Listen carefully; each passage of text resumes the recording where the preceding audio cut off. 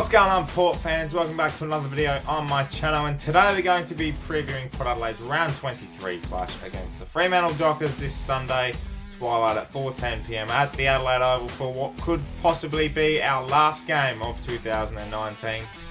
Unfortunately, we've got to rely on other results to get into the top 8. So without further ado, let's get straight into this preview and see how exactly it could pan out for Port Adelaide. After a dismal weekend going down to North Melbourne, unfortunately, now we have to rely on other teams to make even give ourselves a chance to make the 8. We are still a chance, but obviously now with it out of our hands, it's going to be very tough, especially being the last game. This could be very much a dead rubber game, which is something in a last game you don't want. You want to go out on a high and look forward to playing in a couple of weeks' time in September. But this is the 50-50 chance that we have, and I'm going to go straight through the equation for you. So, simply for Port Adelaide to make the 8 in 2019, the Eagles must beat the Hawks on Saturday night. So, with Hawthorn being 2% clear on us and being on equal points, that means if Hawthorn win, the percentage of theirs will go up a little bit further,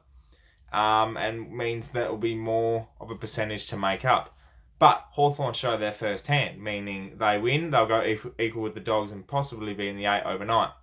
Then Adelaide they're still in the equation, Adelaide. So if Adelaide beat the Dogs, then they have to win and win by a certain margin that gets them into the 8. Now this could play havoc, especially if Hawthorn win and win by 10, 15 points, then they're 3.5% clear of Adelaide, and Adelaide have a certain margin to beat.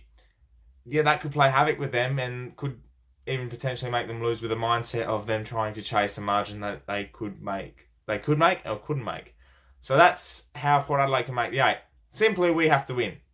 We have to win by a certain margin, whether it's catching up to Adelaide, catching up to Hawthorn, 2-3%, whatever. So it could be a 3-4 goal win that we'll need, or 5-6 goal win, or possibly even a 10 goal win, which possibly could happen against the Freo Dockers, who, as we go into the opposition watch, have sacked Nathan Lyon.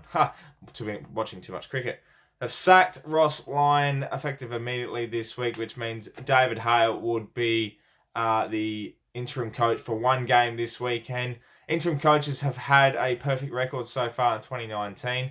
Obviously with David Teague, Reece Shaw, and you've also got Brett Ratton at St Kilda. So that could play havoc again for Port Adelaide, especially if the interim coach gets up and win and keeps that perfect winning record going this year. They haven't won, though. This is the thing with Fremantle. After everything that's happened, they've never beaten Port Adelaide at the Adelaide Oval. They've only won once in their 8 encounters at the Adelaide Oval, beating Adelaide back in 2015, but I've never beaten Port. And they've always come over here in either a dead rubber game or round 1, and it's always been an average margin of 50-60 points. They've never really had a close game with Port. So for me personally, I can see that happening again this weekend, depending on certain results and certain expectations coming around both teams. It's kind of hard to preview a game knowing that there is a certain fate on the line for this club. Ken Hinckley's come out and stated that no matter, and actually a few of the players as well have come out and stated that no matter what the circumstances are, they will come out and have to worry about us. We're not going to worry about other people, other teams, and how their results affect the game on Sunday. There's still a game to play, still pride to be on the line. Going out on a win will certainly rub salt into the wounds of many Port fans, but it's like almost like last year as well, where we went into the game against Essendon, where we had the slimmest of chances to make the 8, and we just didn't turn up. We just looked lethargic. We didn't really want to be there. The fans still turned up, and I expect this weekend might be a similar story where the fans turn up, but will the players? I actually will expect a pretty low crowd. A lot of fans have obviously had enough of what's been happening on the field as of late, and they've got their reasoning. And look, you can't blame them.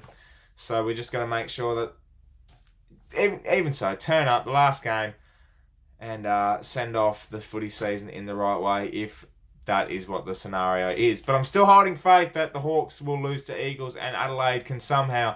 I can't believe I'm believing in our cross-time rivals, Adelaide. We have to want them to win. I never want that to happen, but for this weekend in particular, I want them to win. What I'm very much looking forward to is the round 2 edition of Boak versus Nat 5. It obviously was a fantastic encounter in round 13 when they met at Optus Stadium, and both players had over 35 touches and were just phenomenal. Obviously, both players will be looking to get 3 votes because they could potentially be in Brownlow contention, especially Nat 5. Boak not so much as of late, especially with the results we've had. But nonetheless, if these two are going head to head, you know they're not going to get tagged, and you know it's going to be a great battle in the midfield, and it was certainly that last time. So I'm very much looking forward to that. I'm very much also looking forward to selection and seeing how Port Adelaide go this week, with obviously being comprehensively beaten in every single aspect of the game last week. Certainly going to pose a conundrum in the selection committee, especially on Thursday when the teams will be, obviously it'll be a 26-man squad, so we won't know the full teams till Friday, but that essentially means a lot of players will put their hand up and a lot of players will have the opportunity. Xavier Dersma could be back with his injury. We could also bring back a couple of other players who've been in and out as of late. So, you know, who knows? Who knows what they're going to do at selection? I just hope they bring back Scott Lysette, because after last week's performance in the ruck, a premiership ruckman would be nice. So that does segue into the changes for this week. I'm expecting at least 2 changes. They could make a many this week, and I'm all for it after last week's performance, but I'm thinking the 2. Kenny has already hinted at 2 changes at least, and I feel he won't change too much going into the last game. It's actually worked pretty well in the last month, besides last week. So do you change it?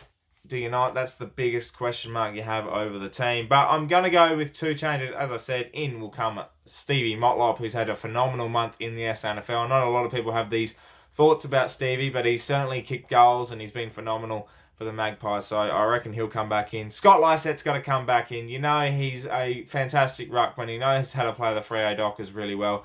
And we just need, if there's any chance of us making finals as we enter into that game, that's what's got to happen. Scotty Lysette's got to play and play well. Out will go Zach Butters. Even though he came back in last week, I do feel he wasn't in the right state of mind.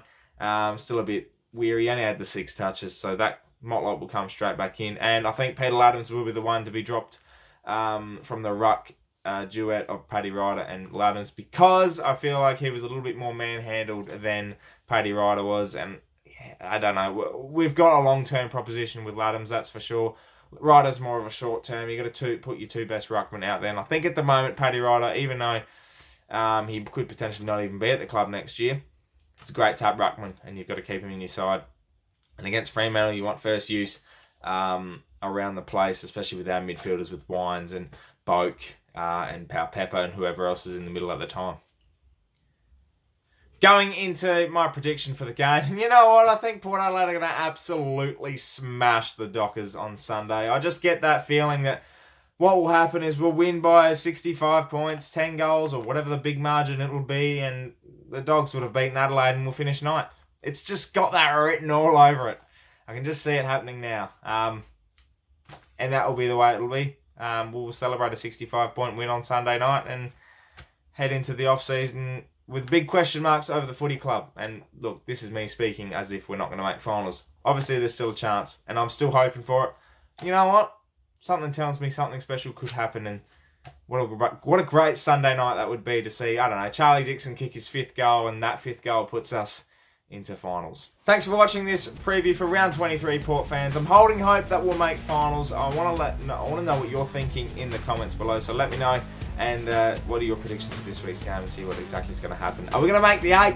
That's the big question mark. I'm not quite sure. Make sure you subscribe to the channel if you're new for plenty more Port Adelaide content coming your way. We'll be in the off-season as well, so if we don't make the finals, don't worry, there'll still be more of me. But thank you very much for watching. My name is Anthony, and as always, can't bet.